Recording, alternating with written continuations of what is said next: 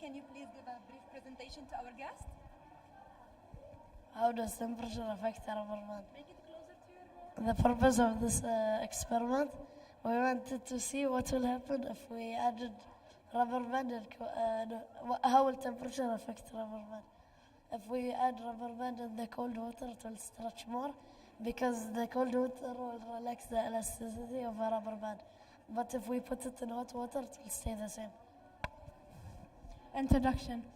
Have you ever wondered what rubber bands are made of? Rubber bands are made of a natural substance inside it called polymer. Polymer allows the rubber band to stretch and come back to its original form.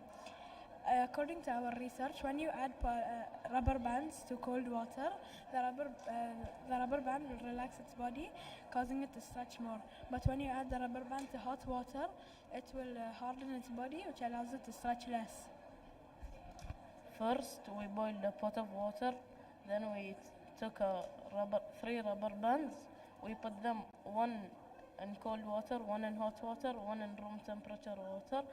We put a timer for 10 minutes, and then we removed it, we cut it, and then we tied it to the hook, and then we saw which one became the longest. So we found out that the rubber band in the cold water stretched the longest. سخنته بس في الماء الحار؟ لا ماي ماء حار. كم يغلي الماء يعني ولا boiling ولا boiling. The materials used for this experiment: scissors, water, ice, kettle, 100 grams weight, and rubber band. The results of our experiment. On our first trial, we kept the hot water at around 78 Celsius. When we took the rubber band, it stretched to an average of 21 centimeters. In the room temperature water,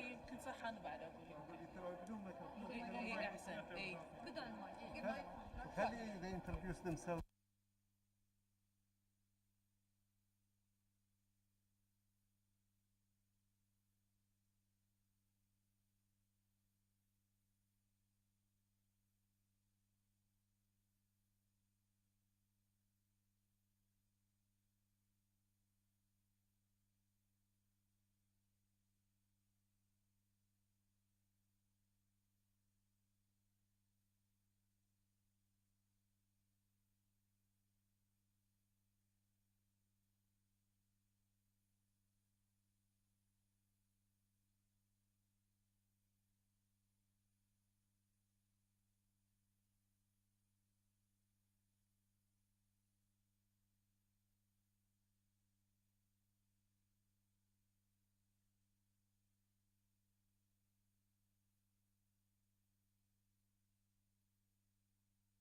Science project is about measuring the frequency response of a paper speaker. Our project objective. The purpose of this model is to measure the frequency response of a paper speaker compared to a regular speaker and to see if the volume of the phone has an impact on it. Our big question. What is the average frequency response of a paper speaker compared to a regular speaker? Hypotheses. We think that our paper speaker will have a lower frequency than our normal speaker. Procedure. Cut the pieces to the paper template, wrap the magnet to the roll of paper, and then add another piece of paper and then glue it. Get some wire and wrap it around the magnet and glue it. Place the paper cone onto the top, connect the wires to the spring clip, then connect the loose wires of the audio cable to the other end of the spring clip. Plug the cable into the device and start playing music. Background research. The speaker uses a permanent magnet to work. A permanent magnet cannot be turned off. Our speaker works by wrapping the coil of wire around the permanent magnet. There are 2 fields pushing against each other, the one from the permanent magnet and the one from the electrical current. When they push against each other, they travel through the air and create sound waves. Result analysis. The average frequency of a paper speaker is 70.31 to 93.75. The average of that is 81.3. And the normal speaker's average is 7,382 to 0.81. Result. What's the units? For the frequency. 70.31 to 93.75. How did you measure the frequencies? With a decibel meter. The results that we found out that depending on the volume and strength of the speaker, it should have a different frequency. In conclusion, our hypothesis is correct. Depending on the volume and strength of our paper speaker, the frequency will change. What I learned, we learned about sound waves and how they can travel. We also learned about magnetic fields and how they can be in and around the paper speaker. We use a permanent magnet, so therefore our paper speaker's magnet can't be turned off. Thank you for listening. Thank you so much for this presentation. شكرا. Good job. Are you leaving?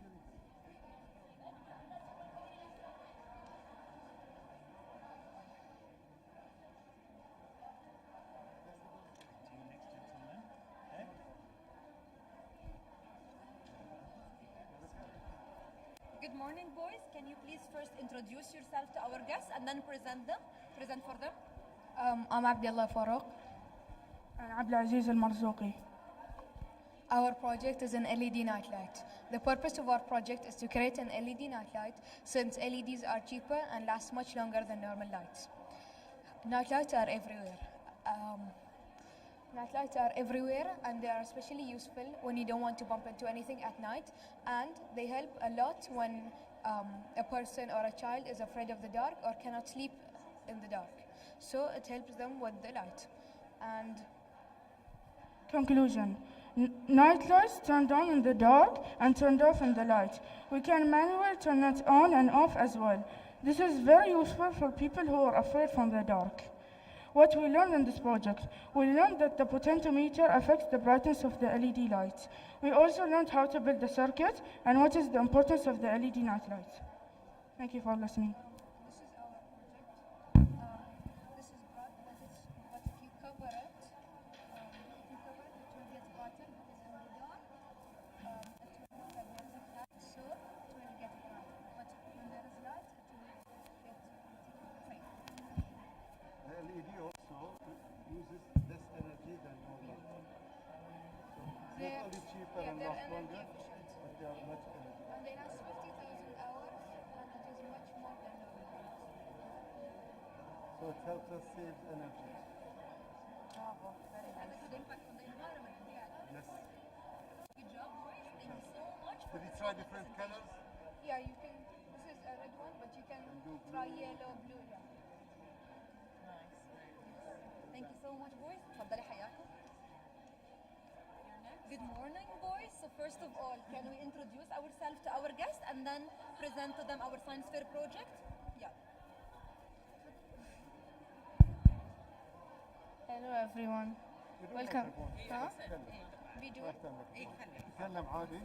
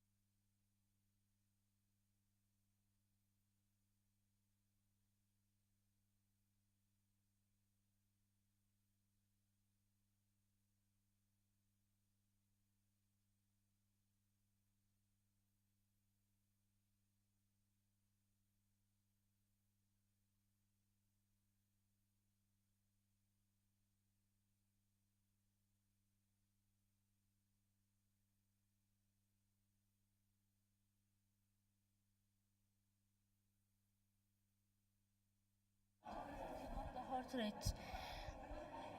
We learned a lot of new things about the heart rate. We learned that if you exercise, your heart rate will increase. And we learned if you don't exercise and rest, then your heart will decrease. The average of the resting heart rate is around 70 to 80 beats. And the average of the exercising heart rate is around 170 to 190 beats.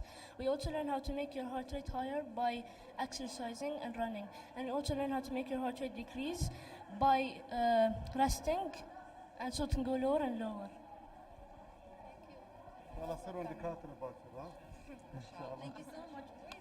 We'll be That was a doctors great next time. presentation. Thank you. Did you know when you're younger, their heartbeat is stronger than when you're older? What? Her heartbeat would be faster than yours. What did you say? Resting.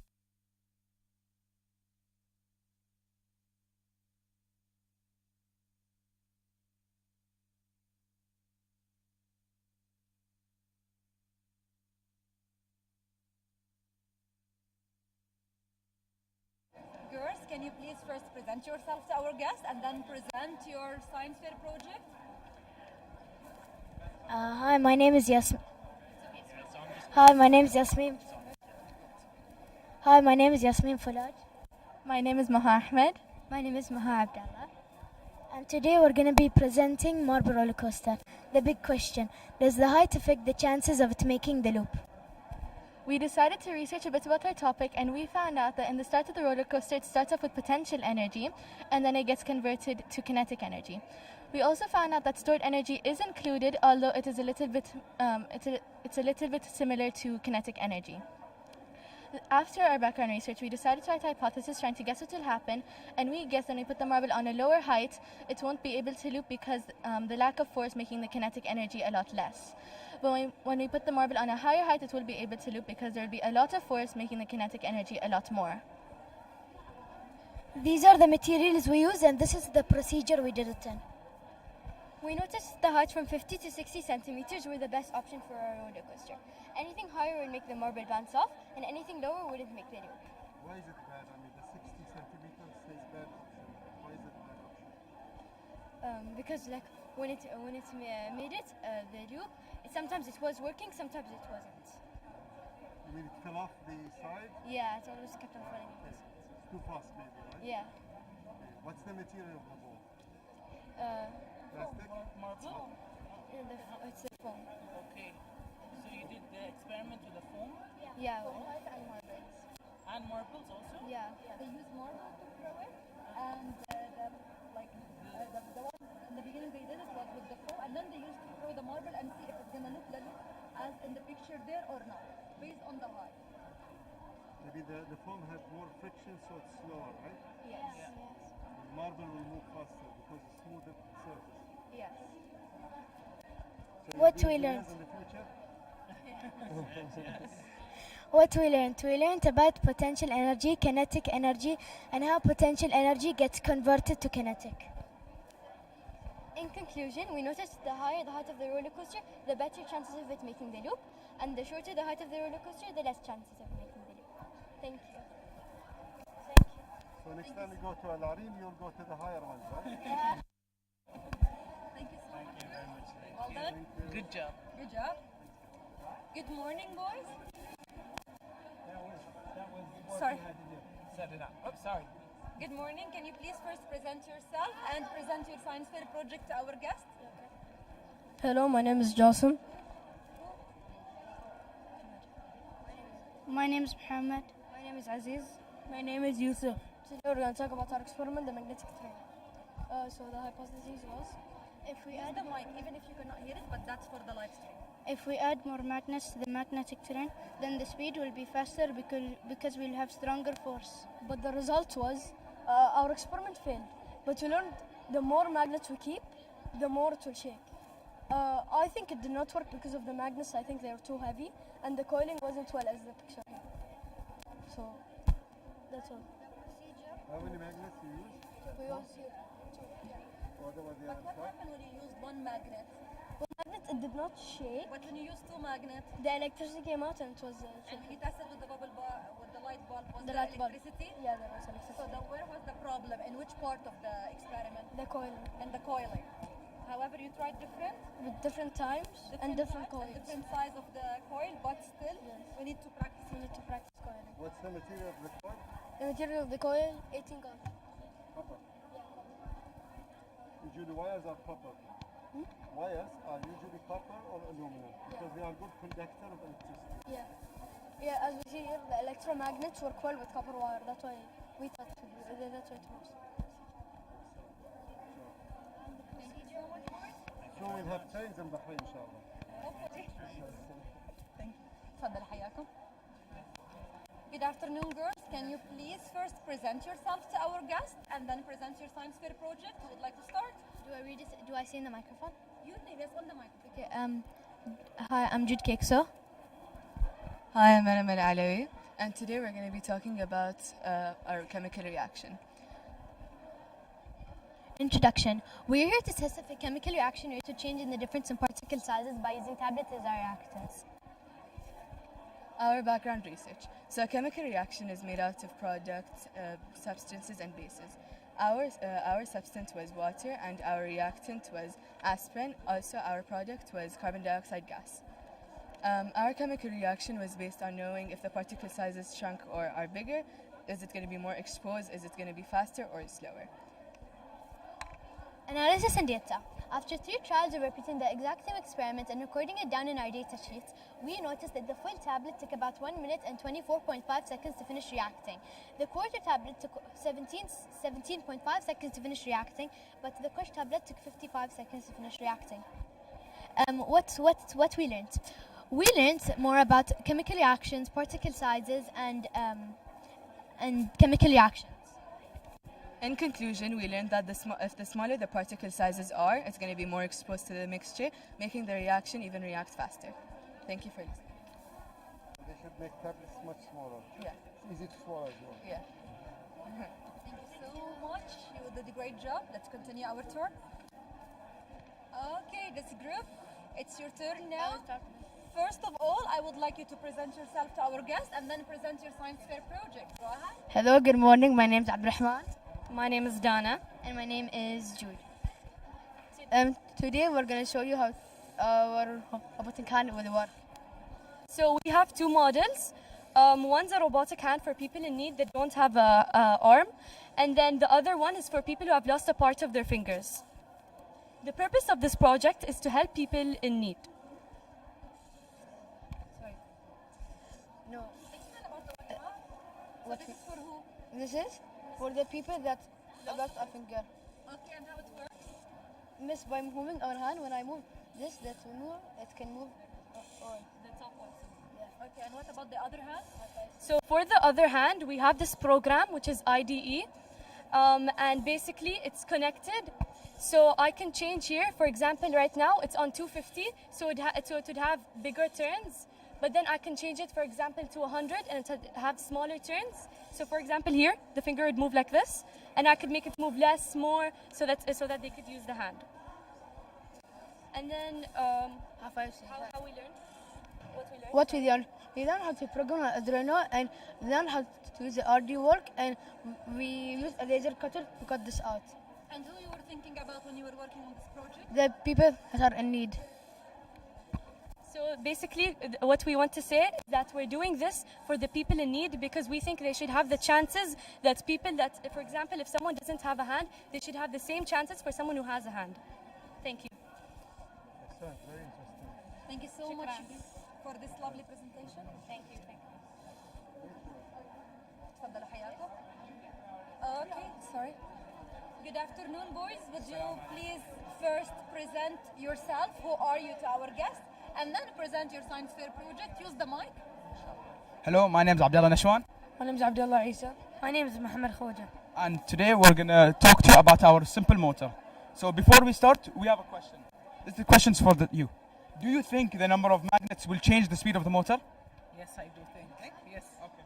This was our hypothesis. This was before we did everything. Our hypothesis was when we added more magnets, the copper foil was shaking faster, more magnets, more force. And this is our materials. Our materials was D plus battery, magnets, copper foil, and paper clips. And this is our background research. So what do windshield wipers, CD players, DVD recorders, walkie-talkies, ice blenders, ice makers all have in common?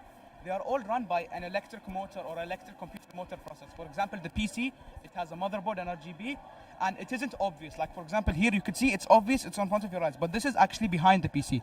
I don't mean it's like batteries, but it's run by an electric motor. So it takes the electricity from the left and right, which produces a magnetic field, which pulls the copper foil down in order to make it shake. And this is in more detail. You can actually predict in which direction the copper foil will be spinning by using the Fleming's left-hand rule for motors, which goes like this. So this is the force, this is the magnetic field, and this will be the current. And this was our procedure. So our procedure was, first thing, we bended the paper clips in order the copper foil will go through. After we did that, we placed all the materials. We placed the battery, we took the copper foil, we wrapped it around the markers 10 times, leaving 3 centimeters off. And after we did that, we looped it 2 times around itself, and we placed it like this, and we kept the copper foil inside by here. We placed the magnets, and it's supposed to be shaking. Here we don't really have the shaking, but this is how it's supposed to shake. How did you repeat this procedure? We repeated the procedure on 1 magnet, 2 magnets, 3 magnets. We tried 4 magnets, but that was spinning way too fast. Even the whole model, how many times you repeated, and with how many type of copper foil? We did this with about 4 different types of copper foils, and we repeated it To try to find the perfect to find the perfect size and the perfect length and this is how it's supposed to be shaking. And this is what we got as our result. Our result was when we tried on 1 magnet with the copper foil, it was shaking but it wasn't spinning. When we tried 2 magnets, it was spinning but it wasn't spinning frequently and freely. When we tried on 3 magnets, it was spinning freely, frequently, and much better than our first and second attempt. And this is our conclusion. Our conclusion was our hypothesis was correct because when we added more magnets, the copper foil was shaking faster. And this is what We learned how we can build a simple motor and what happens when we combine North Pole and South Pole together.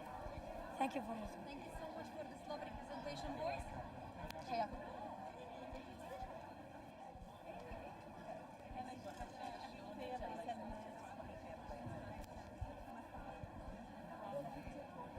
Good afternoon, everyone. Can you please first present yourself to our guest and then present your science fair project? Here you go. Hi, my name is Nawaf. Hi, my name is Isa. Hi, my name's Ahmed. And my name is Abdullah. And today we're going to talk about landslides and what causes rocks to slide down a slope. This was the purpose for our project. It was to know how to prevent future landslides and to know what causes the rock to slide down the slope. And this is our hypothesis. If we change the surface, then the angle might be higher or lower because of friction and gravity. And this is our materials. And this is our background research. The home of Big Sur, the central coast of California. There lies a waterfall that leads to a beach. But before the 80s, that beach never existed. In 1983, according to science bodies, there was a landslide that included tons of rocks and dirt that closed down the highway for almost a year. Now this might feel interesting because just one landslide had formed a whole beach. But landslides are actually very hazardous as they cause financial loss and a lot of deaths. But what are landslides? According to National Geographic, it's when rock, earth, or debris move down a sloped section of land. It can also be caused by rain, earthquakes, and volcanoes too. Okay, according to science bodies, landslides can come due to several causes, including chemical activity, the disintegration of rocks due to chemical activity such as acid rain. Like in Japan, there was a landslide that was caused because of acid rain, and also mechanical weathering, disintegration of rocks due to physical activity, like when people walk on it, like physical activity like that. Erosion. What is erosion? Erosion is disintegration of rock or soil by wind or water or other natural causes such as earthquakes and volcanic activity. Okay, this is the procedure of how to make the project. First step, make a rock by attaching the cones together. Second step, tape them together. Third step, add a rough paper to the back of the cones. Fourth step, make sure the clipboard is flat on the table. Fifth step, put the cones on the board and keep tilting it until it falls. Sixth step, put the sandpaper on the board and try the experiment again. Seventh step, compare how the angle changed between the sandpaper and the plain surface. And this is the results we got. We realized when we use surfaces such as paper and paper towel, we got 20 to 50 degrees at average. But when we use surfaces with more grip, such as sandpaper, we got 88 degrees at average. And this was the data for our project. Our analysis.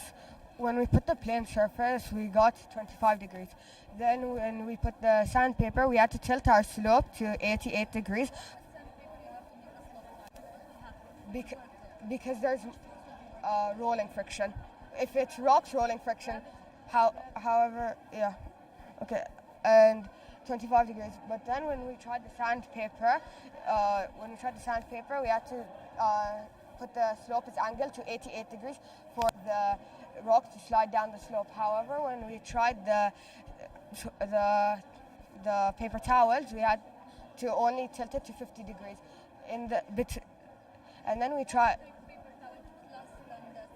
because the paper towels had less friction than the actual sandpaper. Then we tried the A4 paper. The A4 paper only had slightly more grip than the actual plane surface, with the average of about 28 degrees. So which one, the toilet paper or the A4? The A4 paper had lower. So the lowest was the plane surface, then the A4 paper, then the paper towels, and the sandpaper. What we learned about landslides: landslides can be very slow and very fast. 2, landslides, there's always ways to avoid landslides. 3, landslides don't always happen on Earth. There's a huge landslides that happen in Mars. We found out that one reason that makes rock slide on a slope is gravity. 5, underwater landslides exist called submarine landslides. Wrapping this up, in conclusion, to wrap everything up, there are 2 reasons for landslides: friction and gravity. Why friction and gravity? Well, friction, because there's something called rolling friction. So when the slope is tilted, the rocks will roll down the slope because gravity is pulling it down. That's why friction and gravity are the main factors of landslides. Thank you for listening. So the condition of the soil is also has a factor in the landslide. It's not really about the soil, it's about the surface and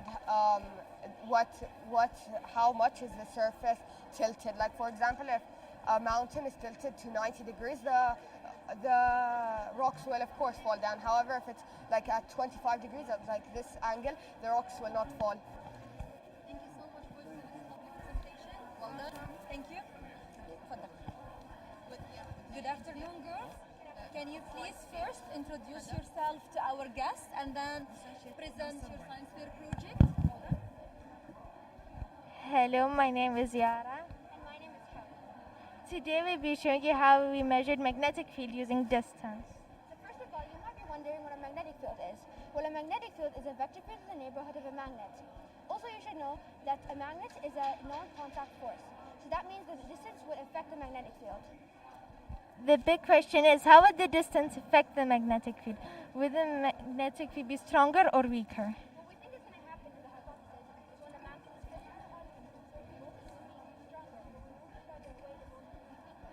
The materials that we use is a breadboard, an IV battery connector, a Hall effect sensor, alligator clip leads, jumper wires, multimeter, and a common household magnet.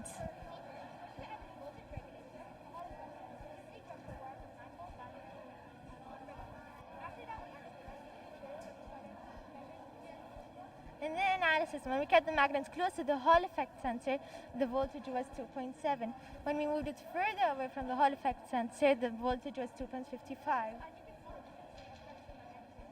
In the end, our hypothesis was correct. When we move the magnets further away from the Hall effect sensor, the magnetic field is weaker. When we move it closer to the Hall effect sensor, the magnetic field is stronger. We learned how to measure magnetic field and how to build a circuit. So the surface, as you get closer, it becomes stronger. As you get away, the magnetic field becomes weaker. Thank you. تفضل حياكم.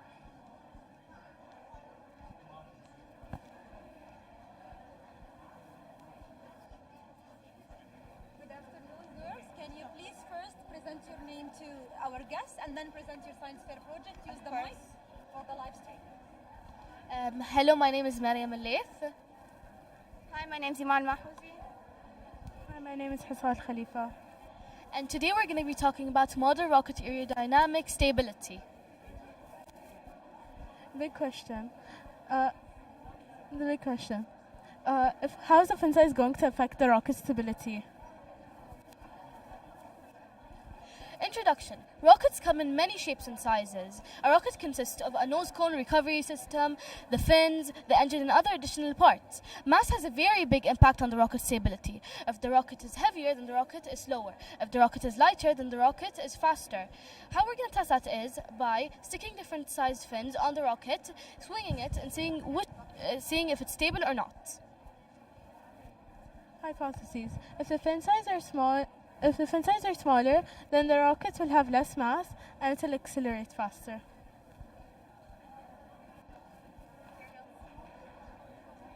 Materials. Balsa wood to make multiple sets of fins, hobby knife, ruler, super glue, wood glue, yarn or string, masking tape, clear tape, and decorations are optional. The procedure. For the procedure, we picked out 3 different fin sizes and we made the rocket, which is right here in front of you. And after that, we made the data chart and we hung the rocket on this metal thing, which is right in front of you, and that is how we did our procedure. Can you try to balance it? Miss, this is a big one. But I can try and balance. Try. So how you were trying? So we're going to try and balance it. And why were these papers for? So these papers were for the rocket's for the center of pressure location. Center of pressure and center of? Center of pressure location. Yes. So for the center of pressure location, how we got that is by finding the center point of the rocket. So that is how we did it, and we had to trace it out on 2 pieces of graph paper. And then, Center of gravity? Center of pressure location, which is this one. For the data chart, we picked out small fins, medium fins, and large fins. For the small fins, all 3 trials were stable, and the medium fins, 1 was not and 2 were, and for the large fins, all 3 were not. So for these 3 trials, it determines which fins is the most stable for the rocket stability, and that is the data chart. Analysis. For the small fins, all 3 tests were successful. For the medium fins, 2 tests were successful, but the last one was not successful. For the large fins, all 3 tests were not stable. In conclusion, our hypothesis was right. If the smaller the fins are, the faster it would accelerate, because the less mass it has, the faster it would go. We learned many things while doing this project. For example, we learned how to find the center of mass location and center of pressure location, which I honestly did not know about. And of course, how a very, very big impact the fins have on the rocket stability. Thank you. Lovely presentation, well done.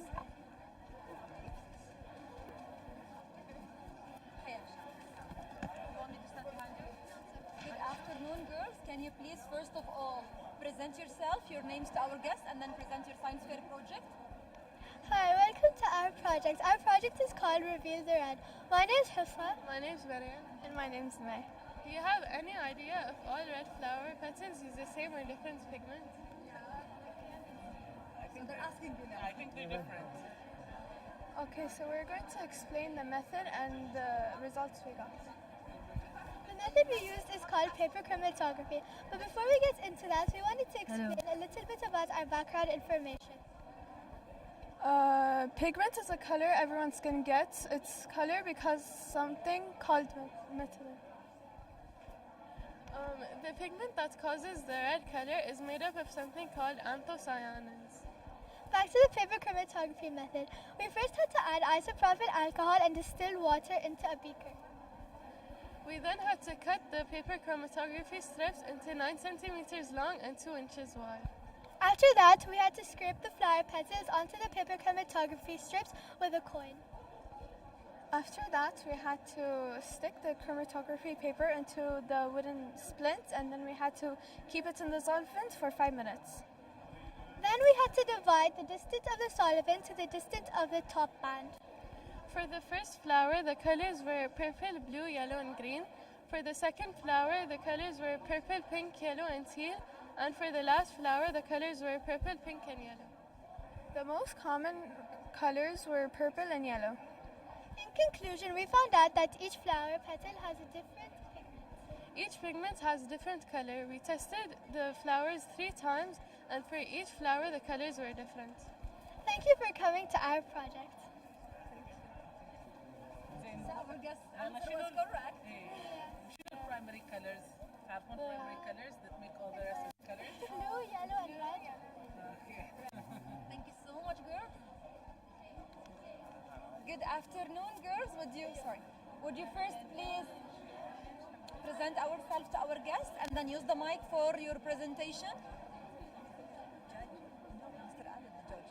He will come after little.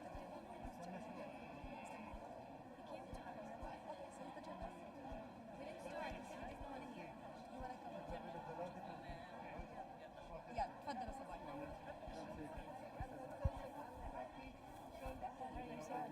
Start with your names.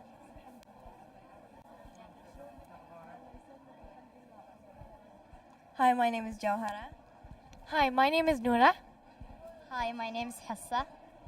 Hi, my name is Munira. And our science fair project is all about solar-powered water desalination. The purpose of our project is to turn salt water into fresh water using a homemade model. Can salt water turn into fresh water with homemade steps? How will the color of the bottom of the container affect the efficacy of the model? Our hypothesis is if we use darker colors in the bottom of the desalination model, how will it affect the model? When workers usually turn salt water into fresh water, they use methods like desalination. Desalination is a process of removing salt water from fresh water, the salt from the fresh water. Did you guys know that there's 2 different filtration methods? We have gravity filtration and vacuum filtration. Gravity filtration is when you use gravity to split the salt out of the water. And we have vacuum filtration. We made this small model to explain all about it. We started off by having this funnel and this beaker. We used the filterization paper and applied it on top. This is the paper over here. We added salt water on top, and as you can see, the salt stayed on top, and now on the bottom we have all the fresh drinking water down there. Also, around the world, there's 2 desalination models: thermal desalination and membrane desalination. Membrane desalination is the process of turning salt water into fresh water, but using a semi-permeable membrane. And then thermal desalination is using heat to remove the salt water from the fresh water. Desalination is close or similar to what in our real life, everyday life? If you want to compare it. It's similar to the water cycle, which is condensation, evaporation, and like when the water rises up and it evaporates down to the ground. Now we're going to be talking about the procedure. The procedure is a bit too long, so we're going to shorten it up a little. We started out by having this container over here, and we attached all the things we needed to make it evaporate and for it to construct for the sun to go down. Which steel washer on the top? This steel washer helped the water to evaporate and condensate down and up. And then when it will fall, what it will fall? It will fall inside of the funnel, which the funnel will bring it through the straw and into this cup. We use materials such as tape, the temperature thermometer, then salt, straw, something like that to make the model. Yes, finally, we found out the results. The results came out that yes, it finally worked. But with black construction paper in the bottom, it worked way better because it absorbed way more light. But on the other hand, the one with white paper, it did not absorb that much light and did not really work that well. Our group learned the process of turning salt water into fresh water. We also learned how to build a model with the top of teamwork. Communication and teamwork is the best part. We also learned the new science words like condensation and evaporation. Thank you for listening to our project. Next time we do this in the Eco Lab, so we can include desalination of water to the Eco Lab. Well done, girls, for this wonderful presentation. شكرا. تفضلوا. Okay, boys, can you please first introduce yourself and then explain about your science fair project? Hello, I'm Khalifa, Al-Khalifa. I'm Salman Khalifa. And I'm Rashid Al-Bin Muhammad. And today we're going to be presenting to you our project about 3D printing and designing an art robot. We're going to be presenting about 3D printing and designing an art robot. Project purpose. The purpose of our project is designing and 3D printing a robot and trying to make it fully functional. Hypothesis. If we make a fully functional art robot with a motor, then we'll be able to draw different shapes because the motor and the markers will work together. Background information. Robots are machines which are mostly programmed by computers. Robots are really smart, and by 2028 they can easily be smarter than humans. Robots that are 3D printed can also be fully functional, and that's what we were able to do in our project. Tinkercad. Tinkercad is a website used for 3D modeling and designing. You can 3D print objects using the website. To 3D print something in Tinkercad, select the design you want to print and click 3D print. Or you can export an STL file. Robots. Robots are able to move through the computer switches. Anything connected to the circuit anything is in charge of moving the robot. A circuit is an electrical component that electrons are able to move through. The material. The materials that we needed to use were markers that are all the same size, motors, 3D printer, papers, and our Chromebooks. Procedure. The procedure that we followed during our project was find the design of an art robot on Tinkercad, 3D print the art robot, put the markers into the art robot, glue a piece of acrylic onto the top of the art robot, install the motor and the batteries onto the art robot, and finally, test the robot out on a piece of paper. The results. We found out that the 3D art robot was able to spin and draw circles with different colors on the piece of paper. In conclusion, our hypothesis was correct, and we were able to 3D print a fully functional art robot that was able to draw different circles. What I learned? We learned how to use Tinkercad and print objects with a 3D printer. And then here are the photos that we used, the paper that the robot drew in the paper. And these are the photos that they took. Yeah, and this is also another piece of paper that we used. The robot on and What's the name of your robot? Da Vinci? How difficult was it? It was hard because we had to go around the whole school to get the batteries and the motors. And what about using the 3D printer to make it? Is it an easy process to do that? Yeah, it's an easy process to you do. just sent it to Mr. Muhammad and he printed it. So you did your design, and then it just prints itself. Yes. Or if you connect the battery, will it work? No? Yes, it can. Can we see? Yeah. I think the hardest part was trying to connect it. Right. Okay. And what did you say? What you can do for future to improve this model? Sorry. Maybe children that can't draw, they can see as a model maybe. Very fast. Strong battery. Strong battery. And also, what did we say we can do? Because we had to open it every time to close the toilet and then close it. So for future, we design it without being obliged to open it every time. Because opening it makes it big. The markers can dry out. Yes. Also, we think for the future, maybe it can be like a toy for children, or maybe the children can, like the children that can't draw, can see because we found out that this can draw circles, and children that can't draw, we can have like a model and they know how to draw circles. So it could help people who can't. Yeah. Or it can also just be a toy for fun. Yeah, it opens up a lot of possibilities of what you've created, doesn't it? Yeah, and maybe it can help people with other ideas. Good, very impressive. Thank you. Thank you. Thank you so much, Well everyone. done. Well done. Thank you. Good job. Good job. تفضلي.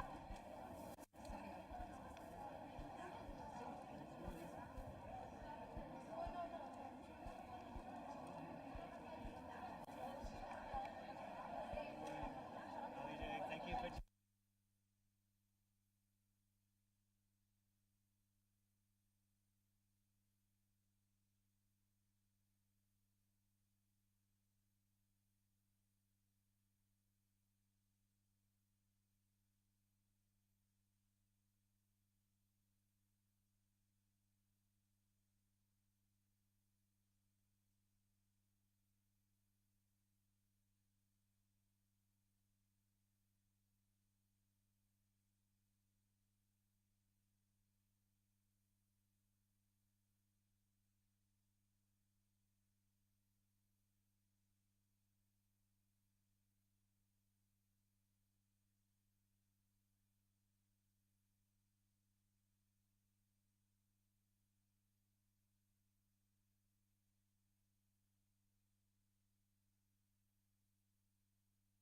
Good afternoon, everyone. Can you first present yourself? What's your name to our guests? Um, And then present your science film. Good afternoon. Is it on? Yes. Good afternoon. It doesn't work. Oh. Good afternoon, everyone. My name is Sheikha, and here are my teammates Abdullah Khalid and Ahmed Rajai. Today we're going to be seeing if your storm drains keep the ocean trash free. We were seeing which storm drain is most effective in limiting pollutants from entering the ocean. We were wondering if we changed the storm drain designs to our best design, then it would affect the world in a positive way because it's preventing pollutants from entering the ocean. So while we were researching, we found out that storm drains are currently a very big problem in today's society as it affects all marine life. Persistent organic pollutants, also known as POPs, are a constant threat to the environment today, as it increases the amount of trash from entering the ocean. In 1997, the Great Pacific Garbage Patch took place in the area between Hawaii and California, which really affected Hawaiians as it affected their fish business. Recently, the scientists all around the world have been trying to figure out whether or not that storm drains affect the birds. Also on land, it also affects the birds, even though they're not even in the ocean. So while they were observing the birds, they found out that there were a lot of trash in their stomach. The materials we used were white yarn, scissors, hot glue, 2 wooden frames, and different types of trash. You're probably wondering how we made the storm drains. First, we hot glued white yarn onto wooden frames. Next, we put trash in water bottles and pour them on top of the storm drains to see which one saved the most plastic and which one saved the least. While testing Model 1 and Model 2, we figured out that Model 1 was good, but Model 2 was slightly worse. But we thought that they weren't going to affect the world in a better way, so we decided to stack them on top of each other and create Model 3. In conclusion, Model 3 Test 1 was the best model since it saved the most plastic and let the least go in. Not only did we have an idea on how we can save the world, we also learned how to make a science fair project for the future.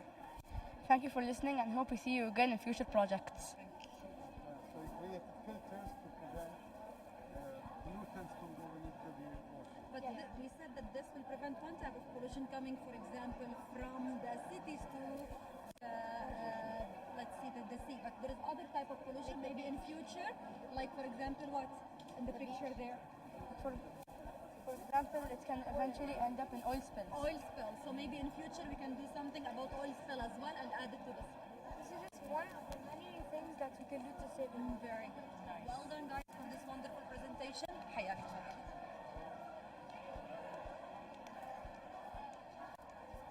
Good afternoon, girls. Can you please first present yourself? Who are you to our guests, and then present your science fair project?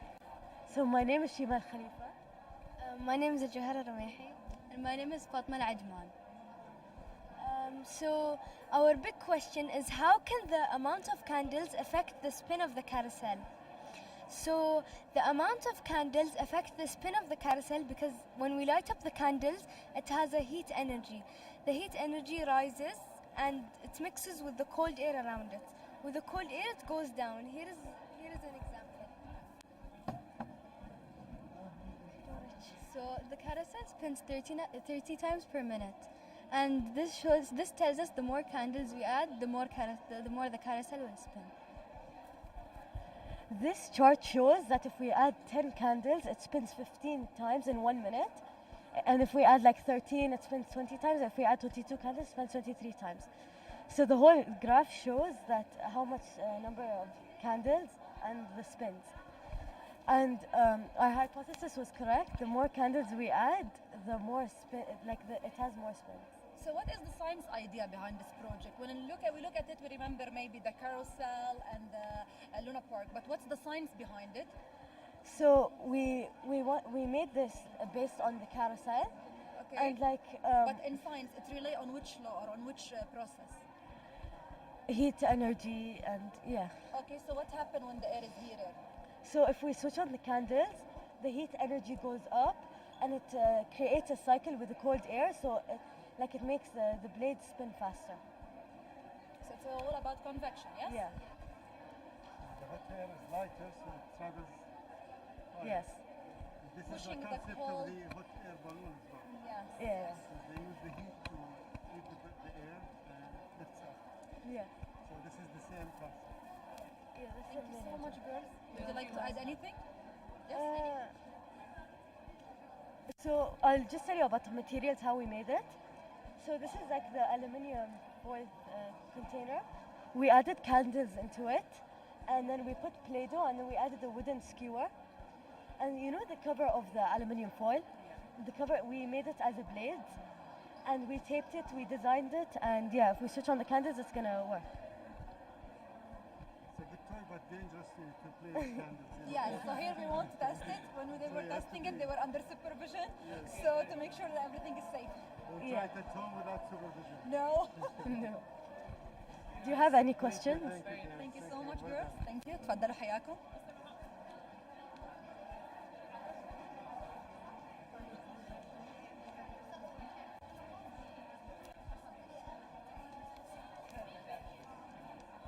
Good afternoon, boys. There is something happened? Okay, then we'll skip them, we'll get back to them until they fix what broke. Because sometimes when you keep on testing it, some pieces fall. Okay, yes. Good afternoon, girls. First of all, can you please introduce yourself to our guests and then present to them? Make your own pH paper by No, it's for the live, so they can hear you. Right? They can hear you. Oh, okay. Mariam? Al Hanouf? Big question. How can... And Sajba. Big question. How can we make our own pH indicator and use it to measure the acidity and alkalinity of various solutions from around our house? Hypotheses. If we use lemon juice, then it will be more acid because lemon contains high amounts of ferritic acid. The materials that we use to make our own pH paper: red cabbage leaves, water, white cooking bowl, quart bowl strainer, and lab filter paper. And the juices that we use to test our pH paper is tomato juice, soapy water, black coffee, and milk and such. Background research. pH paper is a potential hydrogen and quantity of hydrogen ions that represent H+ that are in a mix by an OH- that mark basic if a material has an identical amount of H+ and OH. pH paper was made in the 13th centuries by a Spanish alchemist, Arnaldus de Villanova. Procedure. We first cut the head of a cabbage and 3 centimeters. We then tear the leaves and added it into a cooking pot. We then added water and covered it with a lid. You can cook it on medium heat or low boil it. After boiling it, we put it into a strainer, and then we dipped 5 sheets of the lab filter paper and let it sit there for 30 minutes. We then drained the extra mix from the lab filter paper and set it out solo, layer on a paper towel overnight. Then it was dry enough, and we cut it into strips, and it was ready to be tested by the juices. So the coffee was acidic or? Yes, it was a bit acidic. No, it was basic, a little bit acidic and basic in between. Results. As you can see here, there is lemon juice, vinegar, Red Bull, tomato juice, and orange juice, and coffee. These all were acidic solutions. And soapy water and milk and water were basic solutions. Even water that is available, even bottled water, has different acidity and alkalinity. So you can see in the bottle, if you read it, they tell you how much it is alkaline or it's acidic. Yeah. They tell you about Thank you. You're welcome. Have a good day. Thank you. Bye-bye.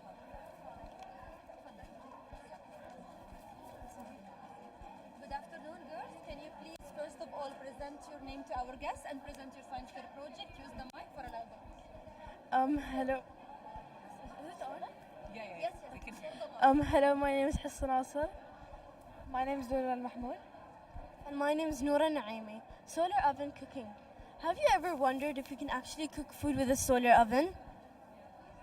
We think that if we put our solar oven out in the sun, it will be able to cook food and it will absorb the heat and light so it can melt. The materials needed are skewers, tape, foil, cling wrap, black paper, a pizza box, a ruler, and a box cutter. Background research. The science behind solar ovens and how they work is that solar oven uses heat and light release from the sun that allows us to be able to cook food. The aluminium roof reflects sunlight and passes it onto the box. And the black paper in the solar oven will absorb most of the heat because it's a dark color from the sun. The solar oven was modeled in order to absorb heat and release less heat than absorbed. A benefit of using solar ovens is that it cooks food and it's safe to use. We can cook different types of food using a solar oven if we can cook it in a gas-powered or an electrical one. As for many types of food, the solar oven exacts the heat from the sun and applies it to the solar oven so we can cook food. Cooking with solar ovens is energy and heat reflecting to the sun to bake or cook food. That will you will also seal the solar cooker's opening with plastic wrap. This plastic window will work like a greenhouse roof, allowing direct sunlight to pass through the solar cooker while retaining its heat. The procedure.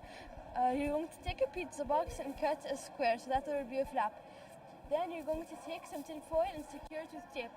You are then going to take cling wrap with the empty area and you're going to secure it with more tape. Then you're going to flip the pizza box and you're going to add cling wrap to the top and secure it with tape. You're then, on the other side of the pizza box, you're going to add some foil and secure it with tape. Then you're going to add some black paper in the middle, as you can see here. You put your food into the foil bowl. Once you have your food, you're going to put it into the solar cooker, and you will then take it outside for them to cook. The results. After 10 minutes inside the oven, now we are comparing which one will melt faster and get more heat. The one inside the oven, which is the model here, and without the oven. So we did the exact same things and we tested them out. You saw the temperature? Yeah, we checked the temperature with the temperature. After 10 minutes inside the oven, the temperature was 61. Without the oven, the temperature was 48. After 20 minutes, the temperature inside the oven was 64. Without the oven was 52. And lastly, after 30 minutes, the temperature inside the oven was 65. Without the oven was 45. So we can see that inside the oven, which is this, got more heat and melted faster than the other one, which was without the oven. In conclusion, we learned how to make a solar oven that cooks and melts food in the sunlight. What we learned. After testing out our solar oven, we learned a lot more about solar power and how it can help and benefit the environment in a positive way. Thank you for listening. So you're taking this to the cafeteria now? Yeah. To make pizzas. Thank you so much. In Africa, you have the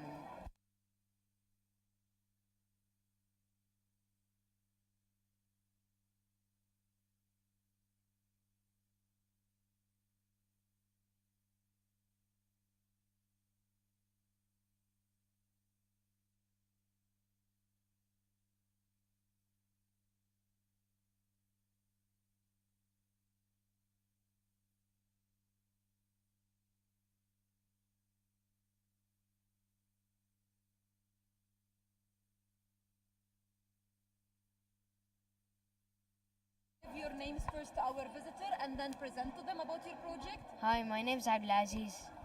Hi, my name is Hamdan. Hi, my name is Abdulaziz. Today we'll tell you about batteries and their shocking truth. First, the big question: what is the best battery to use? Next, the hypotheses. If we use the Energizer, we think that it is going to last the longest because we use it every day and it has so much chemicals. The materials.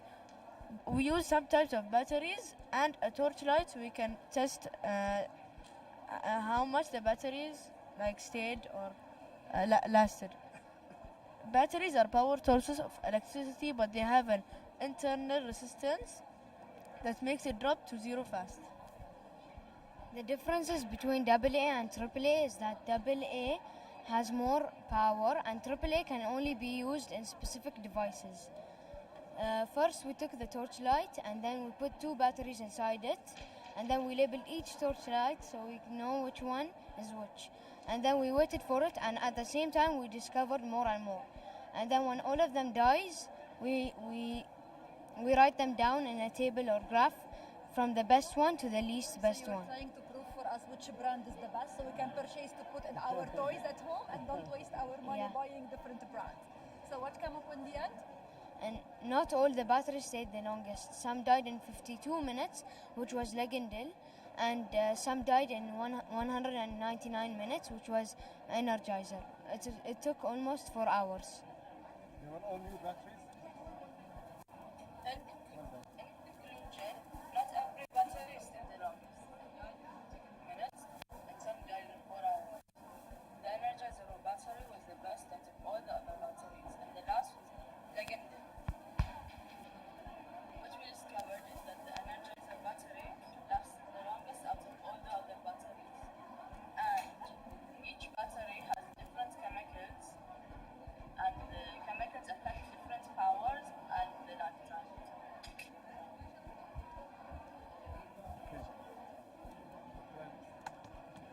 Thank you so much, boys, for this lovely presentation. Well done. تفضل حياكم. Good afternoon, girls. Good afternoon. Can you please first present to our guests your name, say your name, and then present your project? Hello, I'm Dina.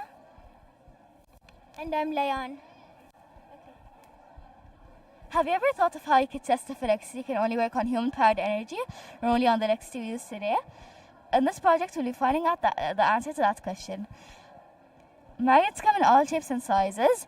Do you know that all magnets have something in common? They're all surrounded by magnetic fields. Magnetic fields can push and pull other magnets. A bunch of electronic companies are focused on designing higher efficiency frequency magnetic coils with tighter coupling and less copper. The big question is there a relationship between the numbers of magnets used and the numbers of lead the generator can power?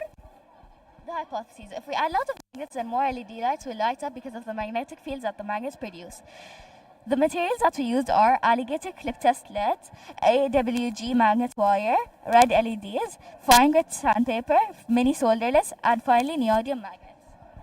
The data results. The data we collected is that the stronger the magnets are, the better. Because when we use strong magnets, it lit up bright. But when we use small magnets, which are weak, it didn't light up as bright as it did when we use strong magnets. Also, the number of coils affects how many lights light up. For example, when we wrapped it around only 1 or 2 times, it didn't light up. But when we did it many times by power grid, it lit up bright. We started working on our first model, but it's can I still keep talking? The magnet will move inside, will give the power to the copper, and then will lit the light bulb. Yes. So the circuit will be complete. We started working on our first model, but unfortunately, it failed. Show us the first model you were working on. Our first model, and it's failed. Where's the magnet inside? No, they remove it now. But you put it inside, right? Yes. We kept thinking and trying to make it work until we thought of adding 2 ends of the wire, but it still failed. We kept thinking more until they gave us an already made model that already has 1,500 turns of the wire. Only the coiling. Yeah. Because to coil it, what did we say? Do you do it by hand or there is a special way to do it? There's a special way to do it. Yeah. Power drill? Yeah, but it was too dangerous for us to use, so we used our hands to do the 1,500 turns of the wire. And they kept on counting until 1,500. Yeah. What we learned how to create a circuit using the generator wires and solderless board. We also learned that in order for it to work, we have to do it by power drill and not by hand. We did it by hand because we were afraid of getting hurt by the power drill. Thank you for listening. Thank you so much, girls. Thank you. Thank you. Well done. تفضل حياكم. Good afternoon, boys. Can you please first present your names to our guests and then present your science fair project? Use the mic, please. Okay.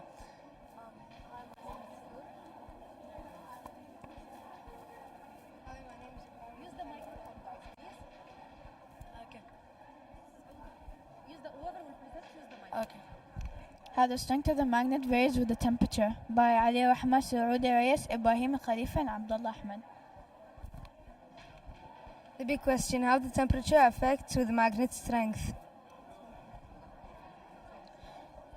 hypotheses. If the magnet is kept in cold water, then it will be stronger, because an increase in the temperature will tend to decrease its strength. And if we keep it in the hot water, it will be very weak, or it won't work. It will demagnetize. And if we keep it in cold water, it will be stable, the molecules, and it will be very strong. Materials. We used 2 ring magnets, 3 containers, tweezers, thermometer, ice cubes, kettle, thick heat-resistant gloves, 100 metal paper clips. In the background research, I'm just gonna summarize it. It just says that in the cold water, it's so stable, it's aligned, and it's strong. But if it's in hot water, it's all mixed up and it exposes the heat, so it becomes very weak, and it will demagnetize. Analysis. When it was in the cold water, it was minus 0.1 degrees, and it attracted 97 out of 100 metal paper clips. When it was in room temperature, it was 24.4 degrees, and attracted 45 out of 100 metal paper clips. When it was in boiling water, it attracted 34 out of 100 metal paper clips. This proves that our hypothesis was correct. What procedure? And the procedure. First, we piled up all the magnets, all the metal paper clips, and we kept it in the table. We piled them up. And then we took our thermometer, our magnets, our tweezers, our containers, and we put them on the table. And then we took our ice tray and kept the ice in one of the container, and we poured water in it. And we kept 2 of our magnets in the container with the ice and the water. When we did that, we kept it in there for 20 minutes, and then we took it out, and we kept it in the pile of metal paper clips, and then we checked how much it could attract. In the ice water, it attracted 97 metal paper clips out of 100. And then we did the same thing with the boiling water. We took another container, we kept boiling water in it, not hot water, basically, and it attracted only 30 when we removed it, because as I said, when it's hot, the molecules is all mixed up and it exposes the heat, so it will be very weak. And then we did the same thing with room temperature water, and it attracted 45 metal paper clips when it was 24.4 degrees. Conclusion. Overall, I think the project was pretty successful because we managed to get all the temperatures, including hot, cold, and room temperature. Also, our hypothesis was correct because we found out that the magnets get stronger in a cold environment and gets weaker in a hot environment. And it was fun using the thermometer and the heat-resistant gloves, as well as the magnet itself. I think the project was a success. What I learned. We learned more about magnets and magnetic fields and how the temperature affects magnetic fields. That's it. Well done. Very good. So the colder, the stronger it is. The colder, the stronger, yeah. Thank you so much. You had very good results.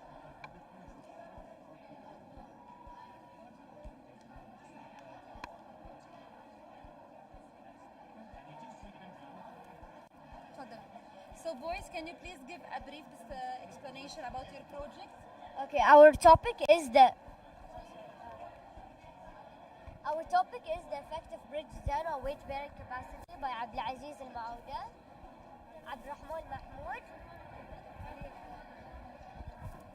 The big question.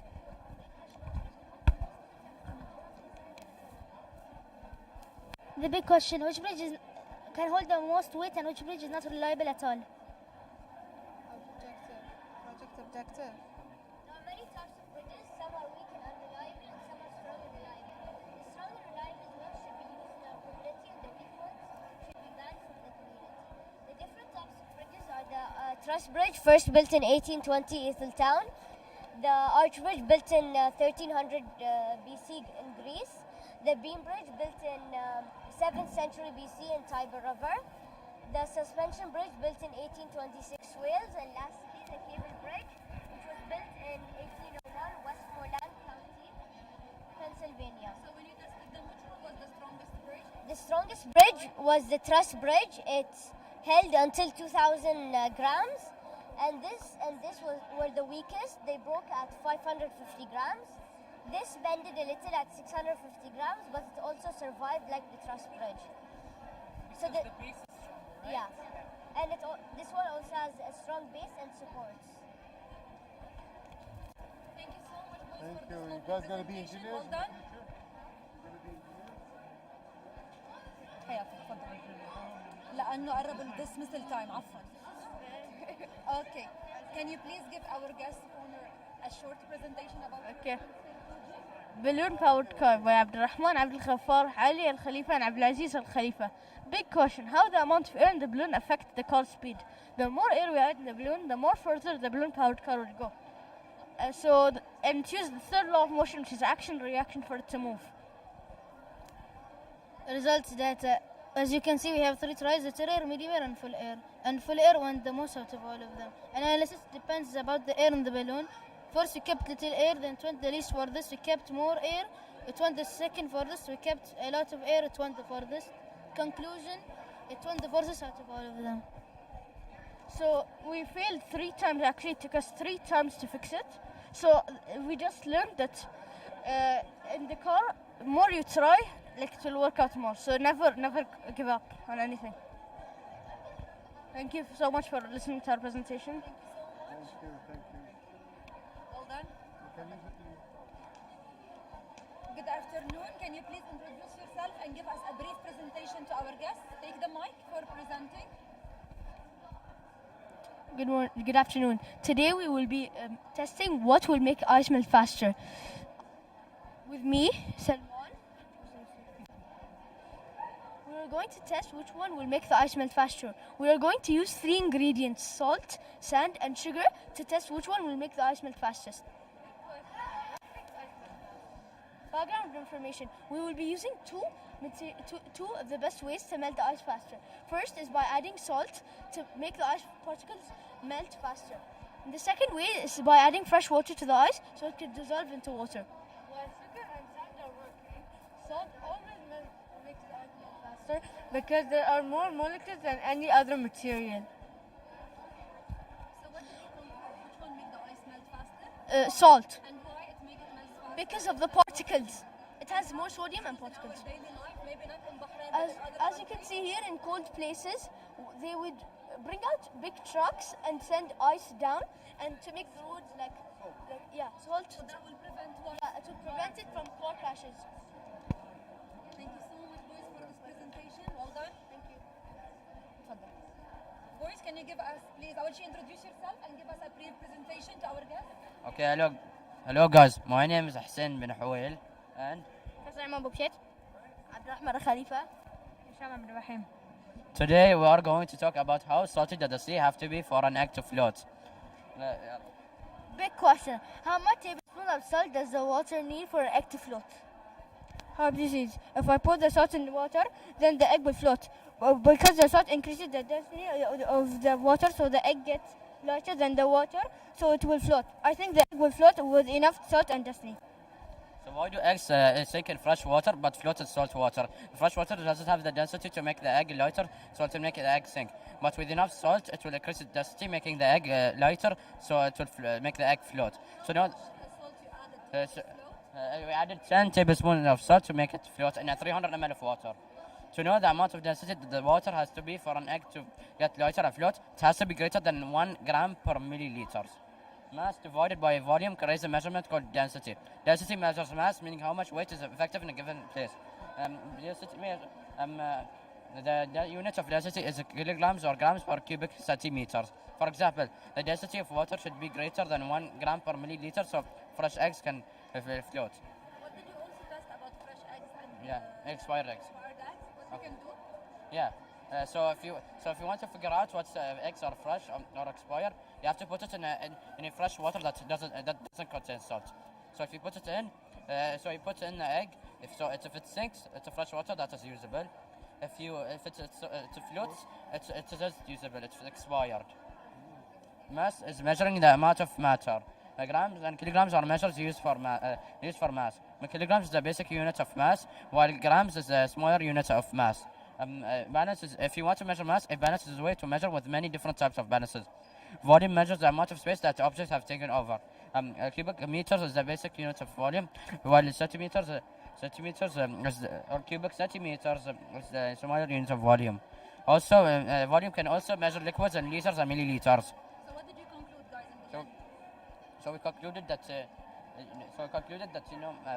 fresh eggs needed 10 tablespoons of salt to make the egg float, but expired eggs doesn't need any salt to make it float. Thank you so much for this lovely presentation. You're Well welcome, done, miss. boys. Good afternoon, boys. Can you please first present your name or say your name to our guests and then give them a brief presentation about your project? Use the mic. My name is Muhammad Marabi. My name is Ali. My name is Abdullah. Today we are testing a cool way to make electricity, solar cell power output versus temperature.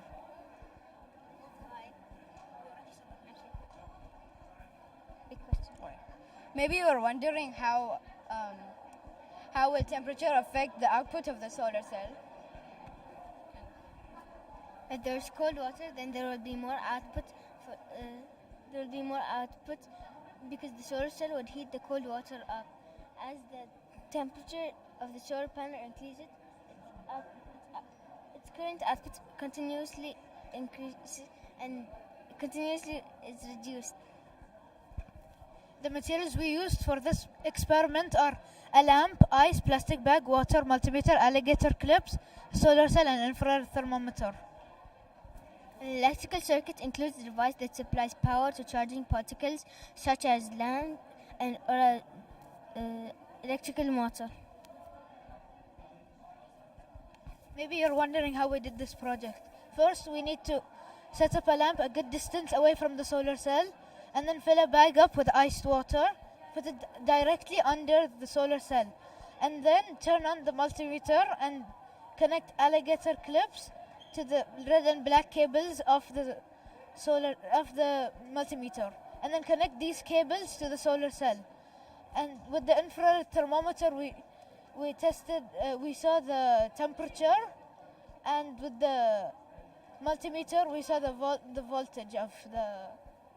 And what did you experiment. conclude? When we had ice water under it, or when we had hot water, it was working better? When we had cold water, it was working better because we had higher voltage. And why? When you researched why, what was the reason behind this? The reason behind this was like we were trying to experiment what would happen if there would be hot water under a solar cell. Would it be hot or cold, or what? Or if we put cold water, what would happen? Would it be cold or hot? Because the sun, if it hits the solar cell, we were trying to experiment that if we put cold water, if it will make it cold or like no. Okay, test this. The echo lab. On a sunny day, when it's hot days, and when it's a cooler day, and you can see the output of the solar panel. Yeah. You can And test they that. also know what's the advantage and disadvantage even of the solar cell. Yeah. The disadvantage of the solar cell is that it's very expensive, and the advantage is that it helps. For example, there's no electricity. The sun will help the solar cell give us electricity. Very good. What we have learned from this experiment is the importance of a solar cell. We really liked using the multimeter, and we would recommend using more of an electrical experiment next time. Thank you for listening. Hope you enjoyed. Well done. Thank you. Last group, the one that we skipped, sorry. Good afternoon, boys. I hope that we're ready today. And now? Yeah. Can you give us a brief presentation to our guests? Yes. Yeah, show us. This is our Gauss Rifle. It's basically a model, and you use magnets and a marble. Let's present it. So, hi, my name is Mohammed, and this is Khalid Ablushi. Khalid Bilaga. Introduction. Have you ever wondered how magnets work or how to build a Gauss rifle? Well, that's what we're experimenting today. The purpose of the project is to build and test the Gauss rifle. The hypothesis is if we use a marble, then it will go further than a steel ball because of its weight. Okay. Background information. Acceleration. So acceleration is when velocity changes. So for example, when velocity increases, the acceleration increases as well. Can you show us how it works, please? Okay, but I'll finish the background information. It's fine. You can show us. Let's show them. Okay. So the result is we used the marble because it's way lighter than the magnet. So it will go further than the steel ball. Okay. This is how it works. So we put the marble in front of it, and then we roll it. And where you put the steel ball? Wait, don't roll. Wait. Okay, roll. Wait, again. So when the steel ball attached to or attracted to the magnet, what happened to the marble? The marble will go far because this magnet gives non-contact force to the cylinder magnet, and the cylinder magnet transfers the energy from the magnet to the marble. And for an example for that is when you're going bowling, okay? You roll the ball hits the pin. And then the energy from the ball. The energy from the bowling ball transfers from the magnet from the ball to the pin. Thank you so much for this lovely presentation. Well done.